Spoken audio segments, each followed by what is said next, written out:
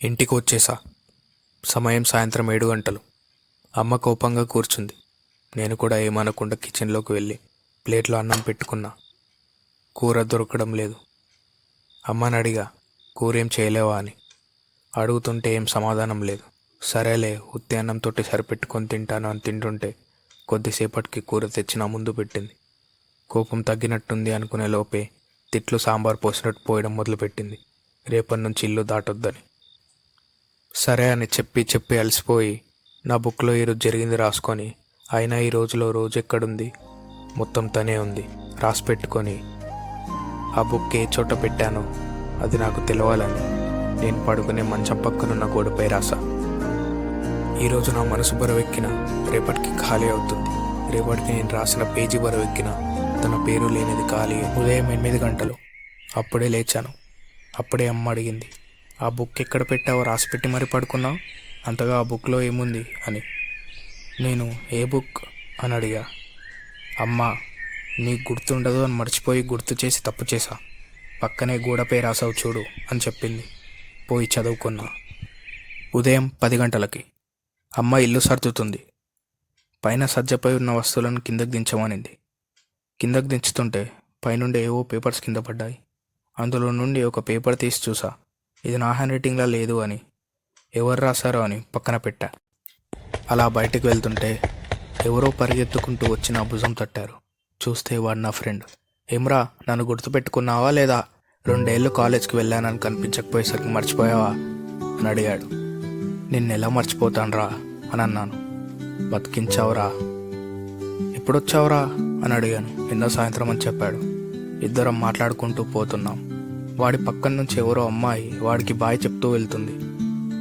వీడు చూసి చూడనట్టు వదిలేశాడు. నేను అడిగా, ఏమైందిరా, ఒక అమ్మాయి బాయ్ చెప్తుంటే ఏమనట్లేదు? ఆమెకెవరు చెప్తారా బాయ్? ఎందుకు అని అడిగా. ఎందుకంటే ఏం చెప్పాలరా అని అన్నాడు. ఒక ఫ్రెండ్కి కూడా చెప్పావారా? వాడు చెప్పాడు. మొన్న లాస్ట్ టైం హాలిడేస్కి ఇంటికి వచ్చినప్పుడు ఒక అమ్మాయి గురించి చెప్పాను కదా అని అన్నాడు. గుర్తులేదురా అని చెప్పాను. నిన్ను అడగడం నా తప్పురా అని అన్నాడు. చెప్పురా, ఏమైంది అని అడిగా. లాస్ట్ టైం ఇంటికి వచ్చినప్పుడు పరిచయం అయిందిరా. తర్వాత 2-3 సార్లు బయట కనిపిస్తే బాగానే మాట్లాడింది, బాగానే ఉంది. పేరు అడిగి ఫోన్ నంబర్ తీసుకుందాం అనుకున్నా. పేరు అడిగా. బాలమ్మ అని చెప్పింది. వాళ్ళ నాయనమ్మ పేరు మీకు పెట్టారంటరా. అంతే, పేరుతోనే ఆపేసా. బాయ్ చెప్పేసి వచ్చేసా. అప్పటి నుంచి ఎక్కడ కనిపిస్తే అక్కడ హాయిలు బాయ్లు చెప్తుంది అని చెప్పాడు. టైం ఎంత అవుతుంది అని అడిగా. 4 అవుతుంది అని చెప్పాడు. సరేరా అని వెళ్తుంటే ఎక్కడికి అని అడిగాడు. నువ్వు వస్తావా అని అడిగా. ఇద్దరం కలిసి తన ఇంటి దగ్గరికి వచ్చాం. తన ఇంటి ముందు చాలామంది ఉన్నారు. తన చుట్టాలనుకుంటా. వాడు అడిగాడు, ఎవరిల్లురా ఇది? నేను చెప్పాను, మొన్న ఒక అమ్మాయిని చూసారా, మళ్ళీ మర్చిపోవద్దు అని అనిపించేంతగా నచ్చింది. వాడన్నాడు, మొన్న చూసిన అమ్మాయి ఈరోజటి దాకా ఇలా కొడుతుంది, వాళ్ళ ఇల్లెట్లా కొడుతుంది అని. నేను అన్నాను, తనను చూసిన ప్రతి క్షణం రాసి పెట్టుకున్నా, చాలా జాగ్రత్తగా దాచిపెట్టుకున్నా. తన ఇంటి ముందు నుండే వెళ్తున్నాం, కానీ తను కనిపించట్లేదు. ఇంటికి కొంచెం దూరంలో తన కోసం వేచి ఉన్నా. వచ్చి 1 గంట అయింది. తను ఇంకా బయటికి రాలేదు. వస్తున్నట్టు అనిపిస్తుంది. ఆ భూమి నాపై పగబట్టాలని ఒక్క అడుగు నేలను కాదని నాలో వేసినట్టు అనిపిస్తుంది. తను వచ్చింది. రెడ్ కలర్ లంగా ఓని. తన వాళ్ళతో మాట్లాడుతుంది.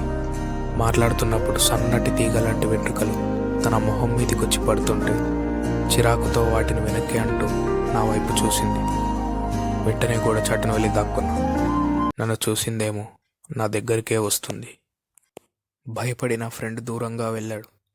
నా ముందుకొచ్చి నించుంది. వేగంగా నడుచుకుంటూ నా ముందుకొచ్చిన దానికి చెవుల కళ ఇంకా ఊగుతూనే ఉన్న జిమ్కీలు నిదర్శనం.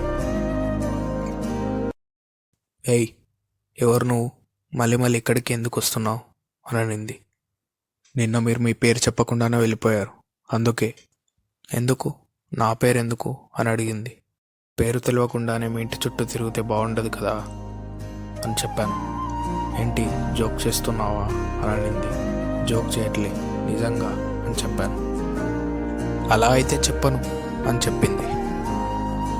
నేనన్నాను, నిజం చెప్పాలంటే మీరు బాగున్నారు, మీ రాక బాగుంది. మీరు వస్తున్నప్పుడు నాకు కలిగే అనుభూతి బాగుంది. మిమ్మల్ని మొదటిసారి చూసినప్పుడు బాగుంది. ఇప్పుడు ఇంకా బాగుంది. ఇన్ని బాగుండి ఆ అనుభూతి పేరు తెలియకపోతే ఎలా? నా శ్వాసకు దగ్గరగా వచ్చి తన పేరు చెప్పి వెళ్ళిపోయింది. 2 అక్షరాలు, 2 అక్షరాలు. ఈ 2 అక్షరాలు నా జీవితంలో అత్యంత ఆరాటాన్ని, ఆహ్లాదాన్ని, ఆనందాన్ని ఇస్తాయని తెలియదు. వర్ష. తన పేరు వర్ష. వర్షం పడే ముందు శ్వాసకు మట్టి వాసన కలిసిన గాలి తగిలినట్టుగా ఇప్పుడు తన పేరు వర్ష అని చెప్పగానే తన పెదాల నుండి వచ్చిన గాలిని తీసుకునే శ్వాస మధ్యలో సుగంధాన్ని చల్లింది. సాయంత్రం 7 గంటలు. నేను నా ఫ్రెండ్ తిరిగి ఇంటికి వెళ్తున్నాం. నేను పట్టలేనంత ఆనందంగా ఉన్నా. నేనన్నాను, రేయ్ పేరు విన్నావుగా? వాడన్నాడు, వర్షనే కదా. అవునరా అని అన్నాను. వాడన్నాడు, అరే తను మన స్కూల్లోనే చదివిందిరా, మన సెక్షనే. అవునా? నేను అప్పుడే అనుకున్నా తను నాకు తెలుసుంటుందని.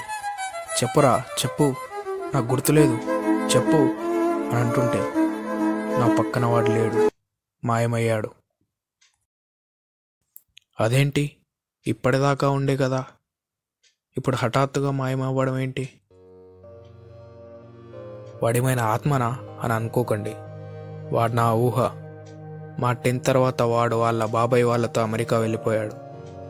నాకున్న ఏకైక బెస్ట్ ఫ్రెండ్ దూరం అవ్వడంతో డిప్రెషన్లోకి వెళ్ళిపోయి స్ట్రెస్ ఎక్కువైపోయి చిన్నప్పటి నుంచి కలిసి తిరిగిన వాడిని మర్చిపోలేక అప్పుడప్పుడు ఇలా ఊహించుకుంటూ ఉంటా. అప్పుడు కూడా ఆ అమ్మాయి బాయ్ చెప్పింది వాడికి కాదు, వాడిని ఊహించుకుంటున్న నాకు. వాడి పేరు చెప్పలేదు కదా.